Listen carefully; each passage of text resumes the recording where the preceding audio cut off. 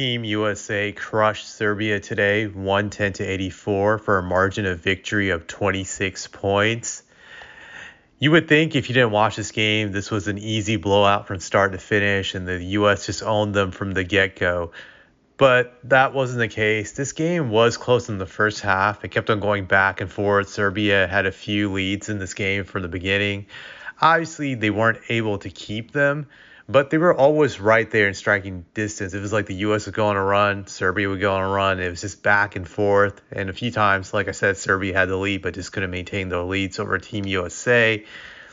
To me, the biggest thing in this game really was Kevin Durant. He had like basically a flawless game. He shot 8 of 9 from the field, 5 of 5 from 3-point range, 23 points for the game. I felt like he was like a stimulus package for Team USA. This guy was a huge difference maker because whenever he would enter the game, it's like the U.S. would just go on these runs and just build a lead against Serbia versus when he wasn't in there, Serbia would get back in the game and it was competitive. That to me was the biggest reason why the U.S. won was really solely because of Durant. Like he broke their spirits. He was hitting almost every shot. He only missed one in this game, and every shot meant something that he hit in this game. It really demoralized Serbia, I felt, whenever he was in this game. I think his presence alone really gives the U.S. The edge against anybody going forward in this Olympic tournament. Just he's just that big. I really do believe that. It's interesting that in this game Steve Kerr didn't play Tatum, but obviously it paid big dividends not to play him because I don't think Tatum would have had as good of a game as Durant and be able to make the impact Durant made. I think this was a message to the rest of the teams in this tournament that with Durant in there, the U.S. just becomes this clear favorite. He makes that much of a difference. The games before this Olympic tournament were very close simply because the U.S. really needed Durant. But it also shows USA basketball is flawed. They need Durant despite having a loaded team already, despite having a league MVP in Joel Embiid from a year ago.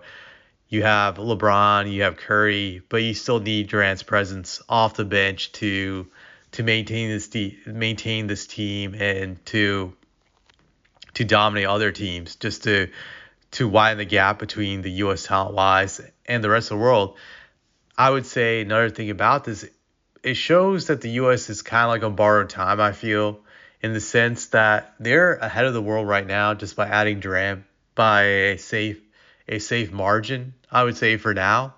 But you got to look at 4 years from now. There's not going to be Durant to save them or LeBron or Curry. Those guys will be gone. And you look at the new crop of people playing in the NBA who are U.S. born. They're just not as talented as this current old generation who's on its last legs, but they still have enough gas left to make a huge difference in these Olympic Games. It will be interesting going forward if there's any friction on this team with Tatum and Halliburton, since those were the two guys who didn't play in this game, or will they just be about the team and put their egos aside and just accept their roles, in the sense that there will be some games where they just don't play at all, and it's just going to be Durant and Anthony Edwards coming off the bench.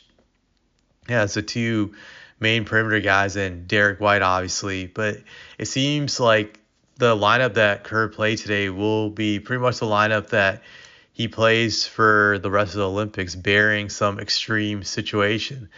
That's how I think it's going to play out. Now, can Team USA still be upset with Durant? Yeah, absolutely. I think they can still be upset, but it hinges on a lot more luck for the opposition to win now with Durant, because his talent alone gives the U.S. a bigger margin of error to operate from, whereas before they didn't have that much of an margin of error to operate from. They had to be nearly perfect. Durant gives them that cushion. He makes that much of a difference.